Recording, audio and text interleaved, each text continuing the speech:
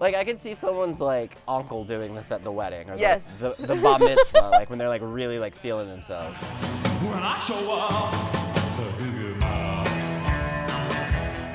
Hi, my name's Lindsey. I teach in the School of Dance. And I'm Avery Davis, and I'm a fourth-year ballet major. And today we're reacting to Wednesday's famous dance.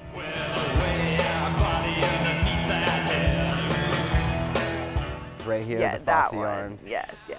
There's quite a few nods to Fosse in that, and I definitely see, yeah. And then, like, the walking. Yes, yeah. But then she, like, makes it a little quirky with, like, the head, the neck snap. And I definitely see or feel the 80s goth vibe throughout this. And then A little salsa, like some flamenco dancing. Actually, the shoulders were, like, kind of fierce. That's awesome. But I mean, if she didn't have, like, the intensity in the eyes, this would not work at all. No.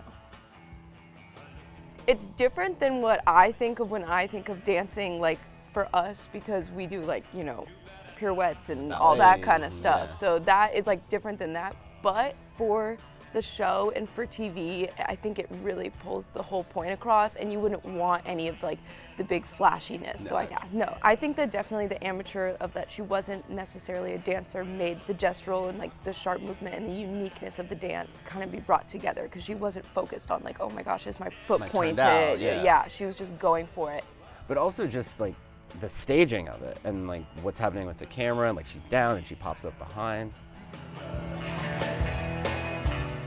Whenever I watch, like, dance on television, I always watch what's happening in the background, because I find that to be very interesting too. And I noticed that, like, they were kind of almost, like, giving little nods to what she was doing in places. It's almost like she's putting, like, a spell on the other character. She's like, I'm gonna, like, dance trance. No, but, like, look at the background. Like, Yeah, what are they it's like doing? a step touch and a... I wonder what her, like, creative process was like. Like, Yeah, did she, like, do research, or was she just, like, in her trailer, like, this is cool, do the forks, a little jerk. Do the forks. It's like she's, like, playing the forks, you know? It's actually kind of my favorite part. I know for me, sometimes I do invite improvisation into the work. So I love it because I like different types of dancers, and I don't want a dancer to look or dance like me, so I like what they bring to it. And then I come in, not just as a choreographer, but more of a director, saying, okay, well, you have this, what if you did this, but then you change this way? So you kind of guide what's been given, and it just opens the work up to more possibilities.